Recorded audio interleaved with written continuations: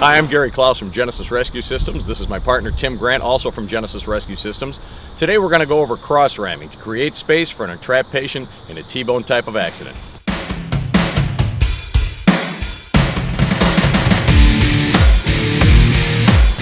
If we're going to have a hard entrapment, we want to make sure that the proper tools come off of the truck and are staged properly for the operation we're going to take care of. As we talked about in the previous video, we've got our power unit placed about 5 to 6 feet behind the back of the vehicle, and you can see with 30-foot hoses, we can easily reach each side of the vehicle without ever having to reposition our power unit.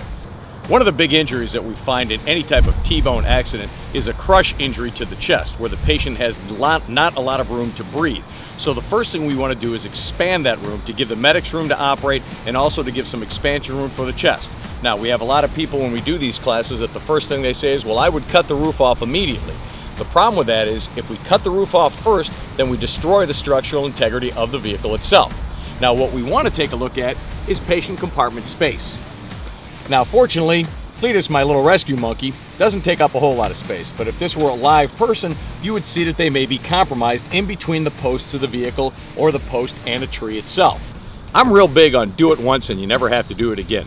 You can see that the trunk lid here would impede us from making any type of smooth move operations. So one of the first things I would do would be to cut the trunk lid out of the way completely. It's gone, we never have to deal with it again. The next thing I would want to do is make sure that I have the right rams set up to go for the space provided. You have to know what size rams you're going to use. Now, sometimes the first ram that you're going to use is your spreader because it really is the smallest ram we have. We have to make space to use the ram and the spreaders efficiently.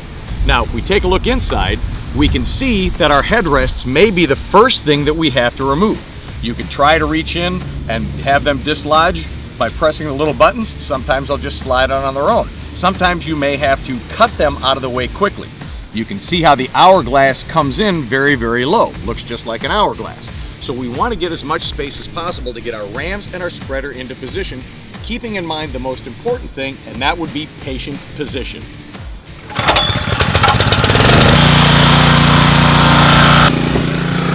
Now we want to make sure that we cut as much of the deck lid out of the way as possible. A cut down takes the same amount of time as a cut up high, only now that extra piece of steel is completely out of our way.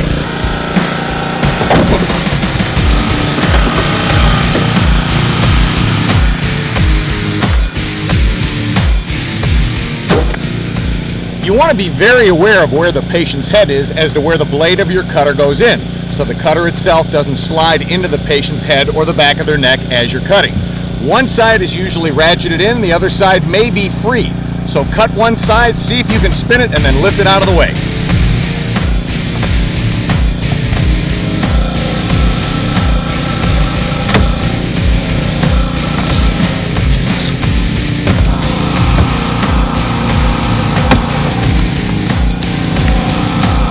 You'll be able to just spin that and bring it right out. Extrication working space is always at a premium. For today, we don't have a tree in our way, but normally you're going to have this car up against something. So to bring a spreader in from the back side and to work over a patient's head might be a little precarious. One of the things that you can do is take some type of pike pole and pass it from one side of the car to the other. Two rescuers then hold the weight of the spreader itself.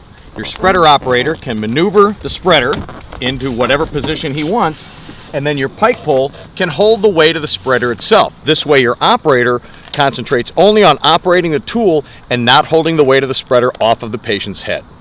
Your spreader operator's job is to direct the two firefighters that are holding the pike pole to position it properly. The two guys holding the pike pole can't be lazy in this operation. They have to maintain the weight of the spreader off of the patient's head. When you're ready to go, nice and easy is the word. We'll start to make our spread. Down a little. Good to go.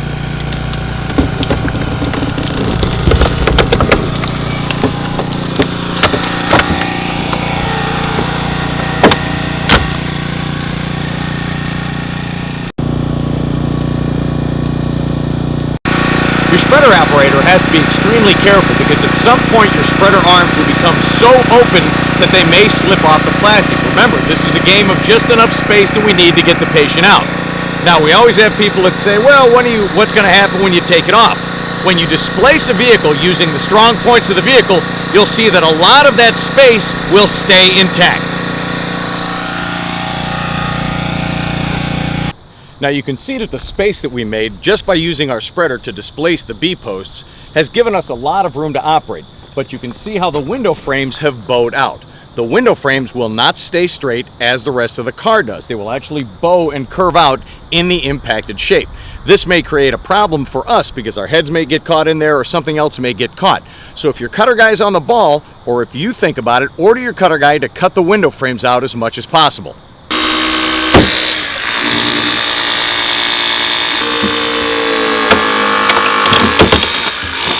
So you can see the cuts our cutter made got as much of the window frame out of the way as possible. If we remove them once, we never have to work with them again. We would normally have a tree here, but the tree got cut out of our video budget, so our apologies for that. Once they're gone and out of the way, there's no impediment to us working in here safely. No catch points for our gear, our helmets, clothing, anything as such. We have a nice clean working area. The next thing you want to do is clean up as much of the plastic, rubber, and weather stripping as possible. Cut it out of the way if at all possible, so we have a nice large working area. Now if you take a look down, you'll see that we have plastic on the B-posts. Almost impossible to get the plastic off of the B-post if the seatbelt bolt is intact, because it's actually pressed on after the plastic is in place. We want to know that that can possibly be cut out with a Sawzall so we can get to the steel itself. That's what we're trying to get our ram to bite into, the steel of the B-post, if you have to displace it further. For today, we're going to show you exactly what we're talking about by making those cuts so we can displace our B-posts even further away. A Sawzall is a tool that most of us carry on our trucks, but is really an afterthought on a lot of extrications. Or the guy with the Sawzall will wait until there's some free time to do anything. If you have the Sawzall, don't worry about being proactive. Just jump right in and get things done. We know that we got to remove this plastic so we can get as down low on the B-post as possible, so that's a Sawzall job.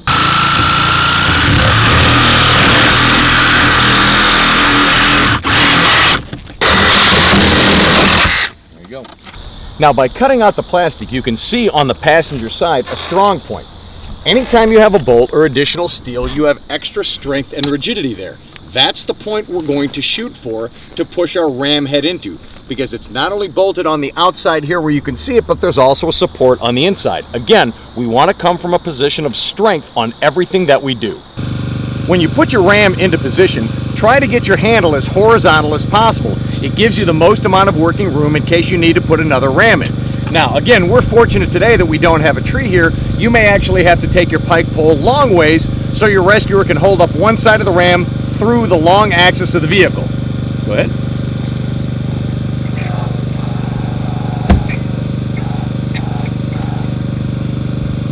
Good. Now you can see that we have tension on it.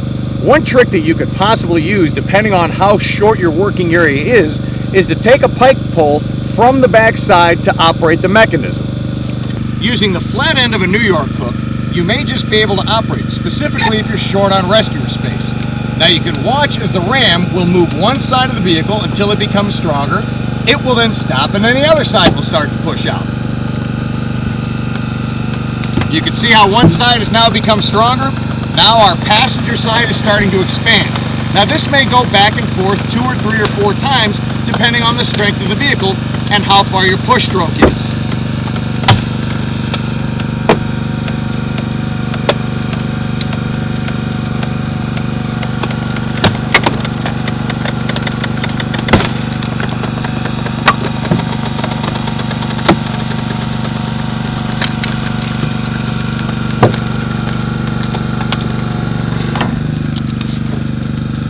By using the strong points of the vehicle, B-post to B-post, at their inwardmost point, you can see how we've displaced this vehicle quite a bit towards its original size. Now, once we take tension off of our ram, the bulk of this space that we've already created will stay. But you can see how much space we've made to get our medics inside, to give our patients a little bit of room to breathe. Okay? At this point, once we remove the tension on the ram itself, you can then go ahead and either take the doors off, do a 2-door rip and blitz, or maybe you may decide to completely take the roof off. Be advised though, if you take the roof off first, you'll have a much harder time taking the doors off. So if you're going to open the entire car up, get at least the back doors popped off so you can do the 2-door rip and blitz, then cut the roof off, and you'll have the entire car open to get your patients out. We've taken our ram out of the way. Now if you take a look at the interior of the vehicle, you can see how much space remains. And that's solely because we've used the strong points of the vehicle to defeat the weak points of the vehicle. I hope you enjoyed this quick video on cross ramming. Hopefully you can use some of the tips that you've learned here on your next hard extrication. I'm Gary Klaus from Genesis Rescue. My partner Tim Grant. Thanks for watching.